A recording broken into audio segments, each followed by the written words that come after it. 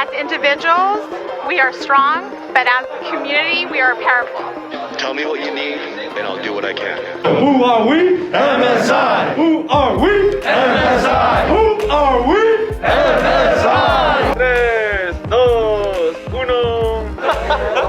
What's up, amigos? My name is Ruelas. Welcome to Get Going with MSI season number 2, and we have a special guest by the name of Azaad Brar. All right, and as you already know, we got to do the introduction. We got to get to know the brother. You know, you're the man of the hour, and of course, we're going to emphasize on you. So, first of all, who are you, brother? My name is Azaad Brar, as I mentioned.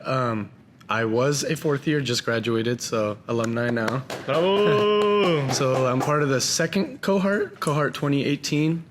So I started in 2018. And I was a biology major here at Cal State Fullerton. Obviously a brother and scholar of MSI, you know. Loved it here. That's pretty much it, yeah. Yeah, I mean, going back a couple of days, I would say a couple of months ago, better said, we did an actual interview as well for Titan Radio. Yeah. And I wanted to share that snippet because it's so important to highlight the brothers. And I chose you prior to coming here with MSI. And now we have you here today. So walk us through this transition you're going through. I feel as if a lot of brothers will be able to resonate with change and also with you. Yeah, so post college, there's a lot of changes going on. It's whether you're going into grad school or you're going to go into the workforce. So it's really just interesting seeing how your life can change in such little time, especially because it's been the same over the last 4 years. But it's still important to know that you still have that support group. Like I've been talking to Jeanette, I graduated in the fall, right? So a semester early, and I've been talking to her at least weekly or bi-weekly. Or I at least try to, and I'm going to try to do that more so that I can prepare for my future steps, which are law school. Originally, I was supposed to, thank you, I was supposed to attend medical school, but I decided last minute that was not for me and that I want to go more towards the law route. And it's just been a big change, but you know, things happen, things change, but that's not a bad thing. It can be a great thing, so. It's very important, and I feel like it's about confronting it, in my opinion, and actually feeling the feelings, you know what I mean?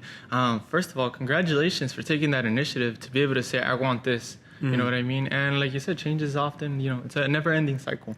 Now, Jeanette Alhider, we all know her, we appreciate you, and thank you. This is an example of what it means. Shout out to Jeanette. Yeah. Literally always on it, and I appreciate her as well as much as you do. Talk to us about now summer. You know, it's here, you're taking a break as you deserve, you know. Tell us about how you're de-stressing, or better said, how you've been enjoying your time now. Yeah, so like I said, I did graduate a semester early, so I've been off since December. So my finals ended in December of last year.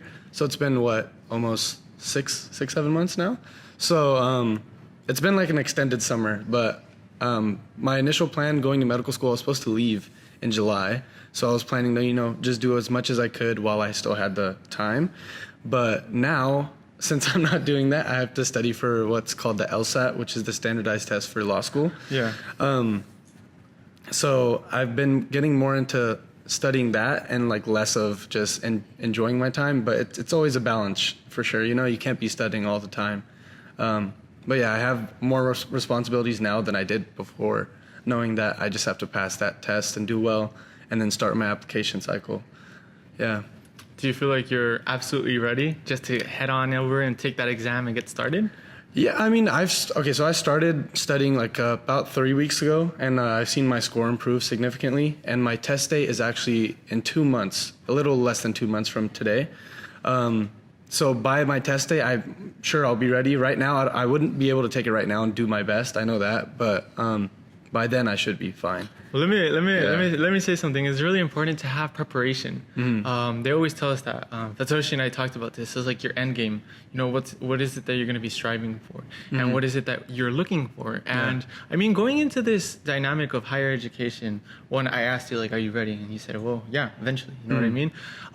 Let's talk about your sibling. You know, kind of like talk about the dual relationship, how it was coming to school together, you know what I mean? I never formally got to meet him, but I'm pretty sure I would have really loved this experience. But just talk to us about what that dynamic was being together for a couple of months or years. Yeah, so I mean, we grew up together and we're only a year apart, so that's basically kind of like having a twin, you know? So, like growing up, we had, it really is though, but, sorry, that distracted me. Yeah, there you go. But, yeah, so growing up, like my parents would put us into a bunch of, like every sport that we could possibly play.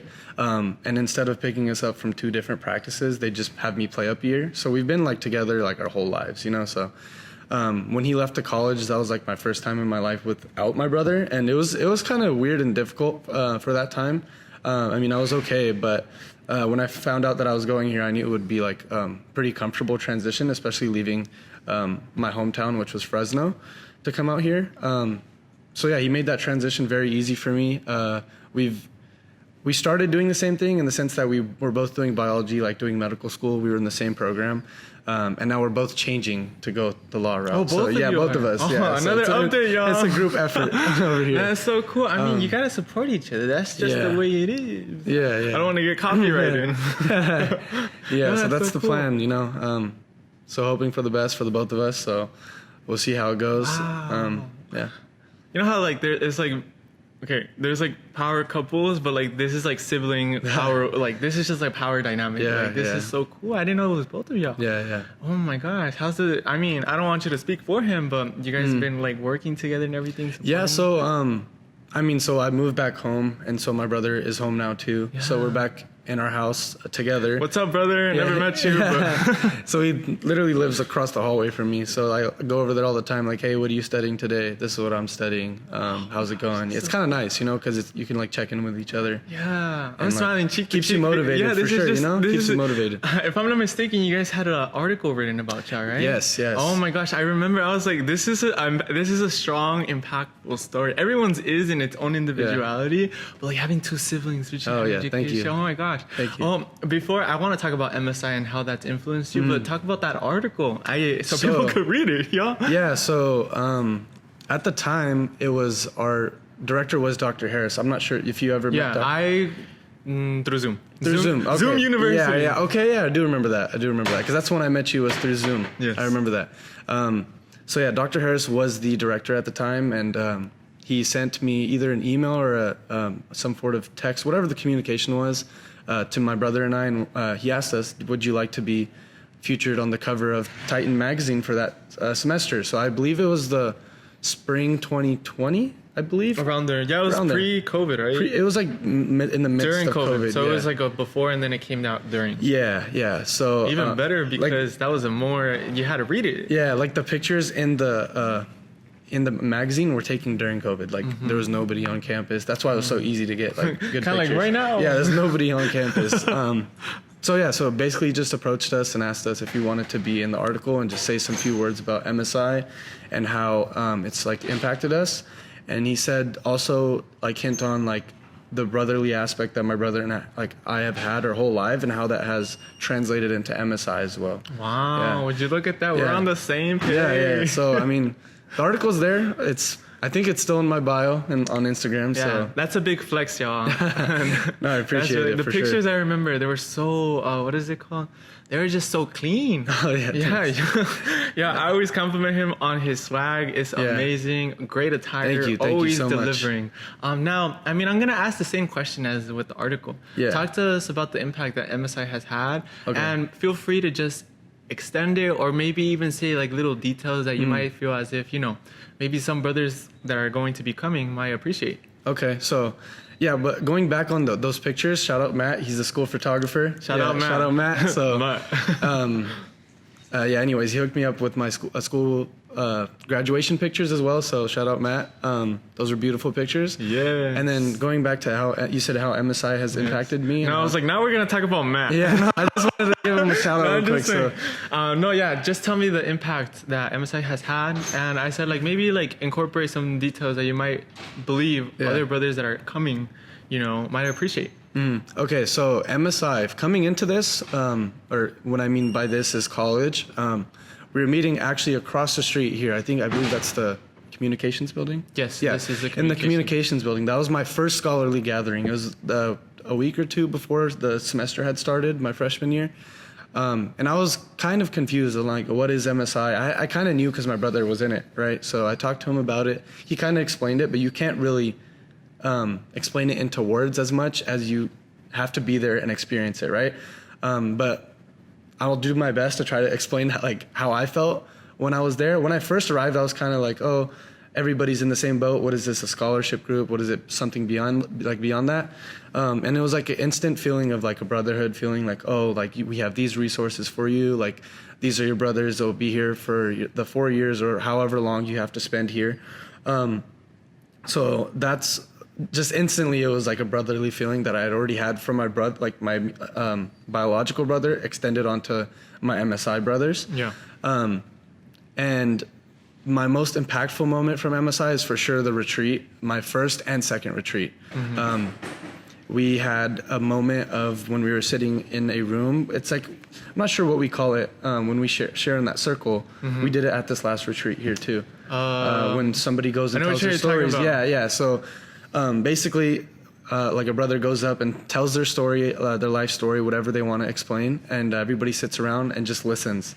And it was crazy to see some people open up and how vulnerable they could be in front of a crowd of what was like strangers at the time. Obviously, over the years, like none of us are strangers at all.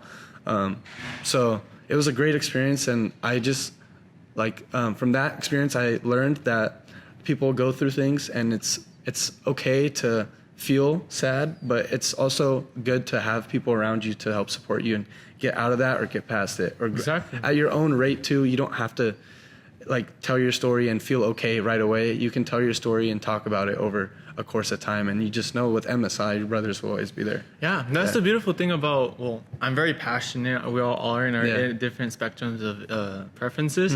I'm very passionate of storytelling. I'm very passionate of anchoring and news and all this type of communication, glossy glamour type that I like, because everyone has a story. And just kind of like you described, like people standing up and like telling their story in front of takes a lot strangers of courage, takes a lot of courage.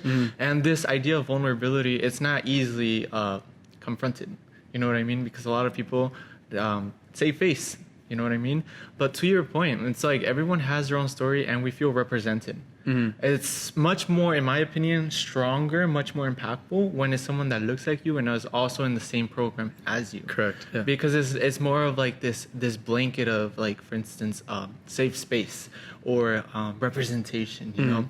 And I do remember that day. That was actually the day that I met you, and I was like, I want to talk to that person. I want to talk to that person because aside from just obviously knowing and listening, I was like, maybe I could learn something from you. And that's what this podcast essentially is. They're archives, and we're bringing brothers here, especially the ones that have been graduates and graduating, or alumni. And honestly, what can we learn from you? And that's kind of where this is going. You know, Azaad, you know, we've learned this, and this. You and your sibling, this, and you're going to not medical school no more. You're going into law. That's pretty cool because change happens. Change happens. But I mean, moving forward, what token? I guess you could say of advice, but what type of philosophy do you live by, or like what gives you that motivation to continue in higher education? Yeah, so especially with higher education, it's not going to be easy, and those obstacles will be there. But like I said, even like for me, it was MSI. I had my family, I had my brother, I have friends outside of MSI as well. You have to have that support system, and you have to be okay with admitting to other people that, hey, I'm struggling and I need help with this and this.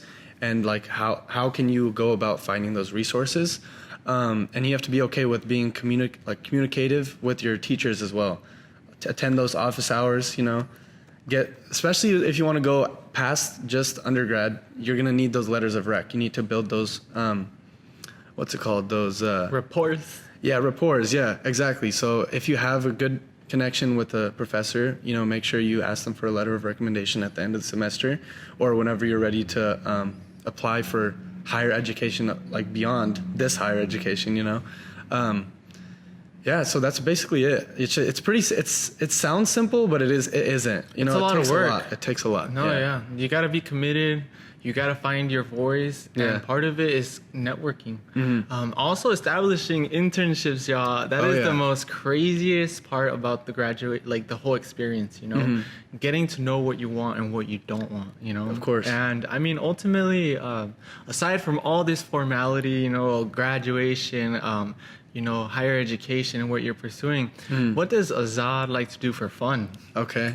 Yeah, let's bring it down. Yeah. You know, let's talk about something that Okay. you might like doing for fun. Yeah. So for fun, video games. I'm sure everybody loves Wow, video I did games. not know No, that. I don't like. No, yeah, okay, maybe not everybody, but some people do. Okay, so okay. I'm just messing with you. So yeah, video games. Like I'm not really big into video games. I Yeah. used to be when I was more in like middle school, early high school, and I stopped for a while. But then you know, Damn, I really just did that. it's fine. Continue. So when the pandemic happened, it was like my only way of staying in touch with my friends. You know, so it's like we used to hop on the games. You know, just chat. You know, like we wouldn't even have to be playing. We would just be on the mic, just talking to each other. That's one of them. All right, video games. Yeah, basketball. I love basketball. I wanted to talk about that so Yeah, bad. I know you hooped, right? Yeah, I hooped in high school, all 4 years. Yeah, and came to college, didn't play after high school. So, but I still play in the rec when I have the chance, and I try to just play pickup ball anytime. It's a good therapeutic thing. Let's like just go out and shoot some hoops when you're feeling stressed or something. It makes you. It gives me feel a more lot stress. better. Oh, When I really? go shoot some hoops because I Yeah. play soccer, and when I go up to Okay, the okay. basketball dudes, they be like, and then they be like making their little, shots and everything. I'm like, I'm tall, but I'm just not built for this sport because I didn't play it. But Yeah. okay, so basketball. Yeah, so basketball is there. What would be your concluding third fun activity? I don't know. It's not like a set thing. It's like whenever I get the chance to go and be around people that make me happy, like that's just like probably my third hobby is like whenever I get the chance, just go out and do it. I try to take every opportunity I can because, like right now I do have the time to do that, and it won't always be like that. Once work starts, once law school eventually starts, like it's going to get a lot busier too. So when I do get the chance, I try to go out and have fun with my friends too. Yeah. So beautiful. Such a dynamic. I smile every time I listen to this, I man. appreciate it. Yeah, you're the man of the hour, honestly. What great way to start season 2.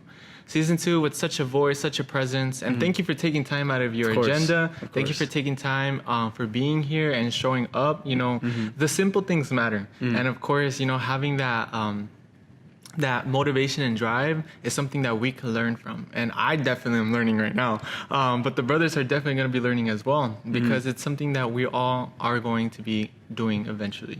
Correct. So with that being said, ladies and gentlemen, this is episode 1 from season 2. Do you have any final statements, Brother Azaad? Just shout out everybody at MSI. Shout out to Cal State Fullerton. It was great here. Shout out George for sure for keeping the crew together always. It'll always be a part of me, MSI for sure. So thank you so much. Yes, thank you, and shout out to all. And this is our first episode. Moving on to the second episode very soon, y'all. Bye.